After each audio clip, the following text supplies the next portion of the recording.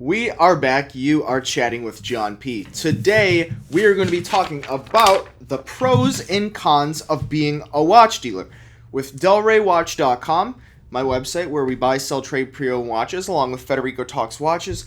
We get a lot of guys that reach out with questions about how to become a watch dealer, or if they want to perhaps work with us, or they want to work with an AD, and we get a lot of questions, and they say, hey, what are the pros, what are the cons, or they ask for general advice. So I've done another video with just kind of like what it's like to be a watch dealer. Today I'm going to talk about the good, the bad, the ugly, and the great.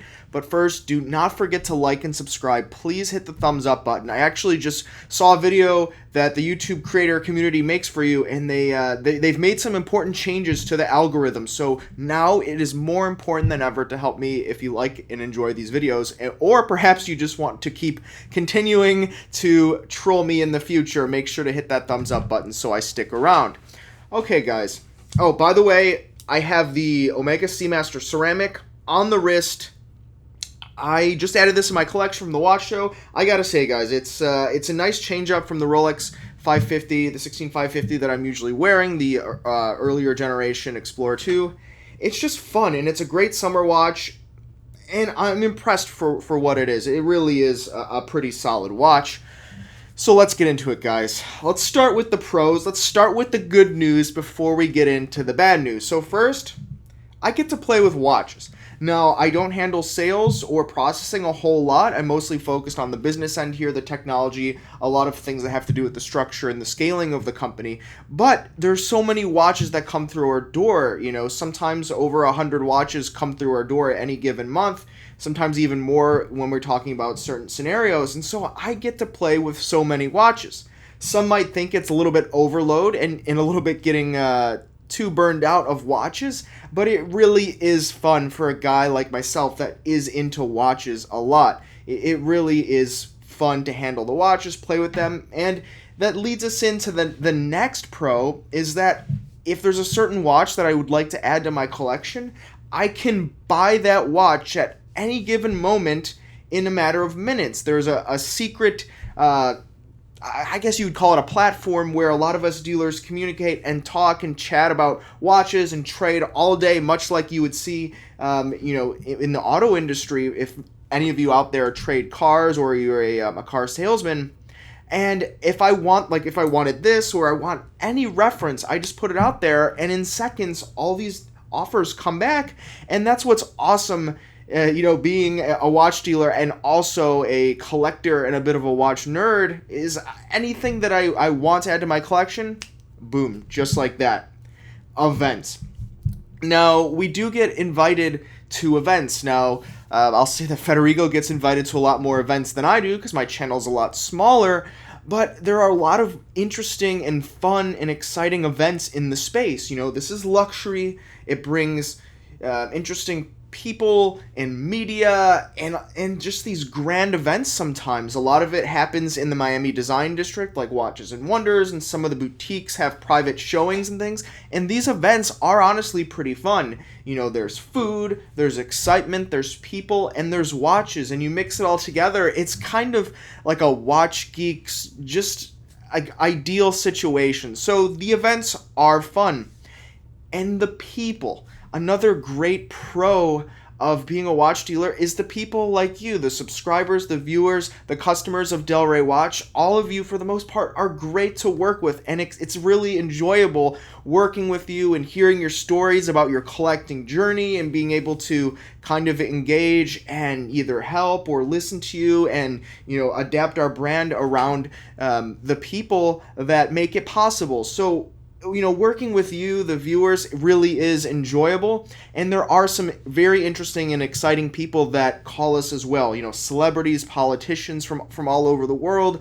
Sometimes, I can't say that we're selling a watch to Justin Bieber, but there's some people we've worked with that are not too far away from that, and that's pretty cool, right? There's not many industries where you can say that, you rub elbows with some of these more interesting, notable people. So that is also very cool.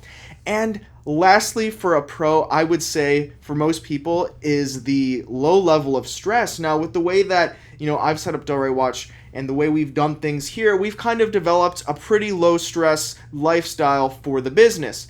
Compared to something like, constant litigation as a lawyer, or if you were like a heart surgeon or a brain surgeon or something else that I would consider going into if it weren't for this, in earlier times. This is very low stress. No one's going to die. We're talking about luxury at the end of the day. So, if there's any issues, it really is all fun and games as far as I'm concerned. Obviously, we correct any issues that could happen, and it's very rare. But the low level of stress, it's just such a low buy-in. So, no one's going to die, and that is quite a relief. In a previous life, there were some very stressful situations providing certain systems and consulting to physicians and surgeons and things like that. And there were oftentimes people's lives on the line. And, when you're not the physician, but your company is providing those types of software and solutions that they rely on, obviously there's some pretty heated situations. But with fun and games and luxury, it's all fun under the sun here in Miami. Now, every career, I would say, people think there's pros and cons. None of these are complaints. They're just some things that if you're considering about being a watch dealer, you're kind of toggling through your mind, you should probably know some things that are unfortunate, but it's a career, right? So, one, there's really no room for error. There's a lot of people that really do I don't want to say depend on this, but they're very particular in this this type of hobby, right? There's a lot of knowledgeable guys, and that's what's great, right? We watch the videos, we do our research, and that's awesome because a lot of times people know exactly what they want, but you really need to know your stuff. There's no room for error. You need to make sure that the watches are keeping great time, and you have to make sure that you know what you're doing, because one bad review, and that takes us into the next one here. One of the cons is if you slip up just once and you get a negative review, that's it. You know what I mean? So, guys, watch collectors, even myself before Delray Watch, we do our homework. We make sure we know where the watches are coming from. If you have one negative review, it's I don't want to say it's over, but it certainly could look like that in that direction. It could, turn people away. So there's not a whole lot of room for error. You need to make sure that you're putting out a quality product, which is really a pro also, right? I mean, who doesn't want to provide quality products? But you just need to make sure that you're doing a great job. So that one's a little bit more of advice than saying it's a con, but you need to be very attentive to detail. You need to make sure that you cross your T's and dot your I's and make sure that you're actually providing a solid product. So the next, I would say, maybe the first con actually is physical items. Now, there's a lot of industries like in consulting and law and things that require brain power where there's no physical items. Or even, for example, if there were a platform, kind of like StockX or Chrono 24, where you take a part of the deal. If you want to be a watch dealer, there's physical items, and that comes with limitations, constraints, and considerations. The physical items take up space. They're a bit of a liability, right? There was just a couple of news articles here in Miami after a big convention for watch dealers that a couple of cars got broken into and a couple of people got taken for $500,000. Now, there's insurance for these things, but that's a consideration, and that can be a hassle. And when you're in other industries where, you're kind of using your mind or your labor to generate, actual value, there's not a lot to lose. But when you have physical items, they need to be under lock and key. You need to be aware of them at all times, and you always have several watching eyes, whether it's cameras, insurance, alarms, all of that. And that's a consideration. And to get started doing that, you really have to get at it from the get-go, because if any of you are thinking of becoming a watch dealer, if you jump right in and you don't have those things, you could go in the negative immediately and possibly go bankrupt. And, sometimes we see that. So that's a consideration, and ultimately something that could be a negative for some of you out there. And fraud. These things, right, these watches we talk about, we know, we love, we collect, they're basically good as cash. I mean, I would say that there's probably some brands that are not good as cash, but it's the closest thing besides cash that is as good as cash. Rolex, Omega, Patek, things like that, especially Rolex Submariners. At least that's what the boutiques pitch anyway. And it seems like in current times that could certainly be the case. But it attracts fraud. People will try to steal these from you, and they'll do it in crafty and conniving ways. There will be people that will assume identities. I'll say one time someone's entire identity was, apparently stolen.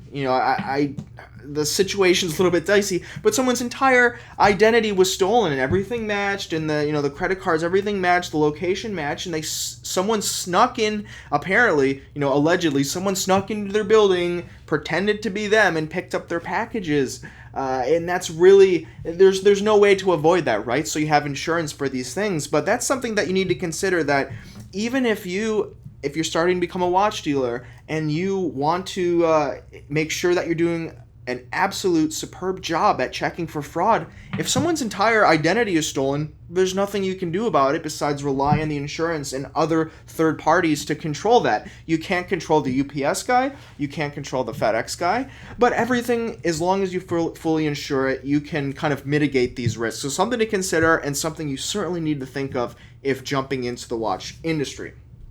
Now, along with fraud, there's a lot of, I don't want to say gray area, but there's a lot of people that aren't thinking long term. And by people, I mean dealers or hobbyists. When you go on the forums, now the forums thankfully have really great feedback systems currently today, but there are some guys out there, and between dealers, we know who they are. There are some guys out there that are not in this long term. They'll swap movements, they'll put things together, especially in vintage. This is absolute rampant, especially in certain parts of the world. So you need to make sure that you don't affiliate yourself with those types of dealers, because bits of reputation start carrying certain figures in the industry. So there are some, I don't want to say lying people, there's certainly some misleading people, whether it's vendors, dealers, and even quasi-pseudo-dealer customer type characters out there. So you need to be aware of that, and that kind of goes in the fraud category, that when we're dealing with this, where someone can just take this and sell this for a few $1,000s, you have to be very careful of who you're trusting with the watches, as well as where you're sourcing them. Absolutely. And that's a con for many people, especially if you're coming from an industry, maybe in the legal field, or maybe you're an accountant and you're not used to dealing products like this. It can be very eye-opening. And lastly, I don't know if this is necessarily a con, but certainly it could be a con for some, or a negative rather, is that there's a lot of capital that's necessary to keep these types of businesses running. Thankfully, we're very grateful for this, but we're in a good position to where we're okay in that category. But to scale and to grow, whether it's us or companies 10 times our size or even 10 times smaller than us, capital is needed to grow and scale. So actually, we've just started doing a little bit of a cap raise, and so that we can scale even quicker. We've been very fortunate to grow so quickly. But capital is required now. I've done some consulting for some much larger brands prior to this, and I'll say that it's the same considerations whether you're a small guy on the forum or the largest company trading or selling pre-owned watches. Everybody goes through rounds of funding, and it's for a reason. So, capital is necessary to scale when you're becoming a pre-owned dealer. So, there really are so many more than considerations on the negative and a lot of other pluses, but I wanted to kind of square away what I thought to be kind of the overall most generally accepted pros and cons, because we work with a lot of other dealers, we're friends with a lot of other dealers here, and I think it's fair to say that all of these things here, you could ask anybody in the industry, especially if they do enjoy watches, and they'll tell you these things here. So hopefully this is very helpful for those handful of guys out there that have been asking me about this for quite some time. I wanted to finally get this out there for you. And if you have any questions about what it's like to be a watch dealer, or if you want to get your feet wet, leave in the comments below. We are scaling, growing, taking investment, and hiring as well. So please leave in the comments below, and I will be sure to get back as soon as possible. And if you have any ideas for future videos, I would like to kind of mold the channel into something that really a lot of you would like to keep watching. I've been kind of guessing and choosing and picking, but I want to really make content for what you have questions on. So leave in below, like and subscribe, Instagram, The Real John P, all of that stuff. And yeah, have a, it's almost the weekend, so have a great weekend. You have been chatting with John P. Ciao.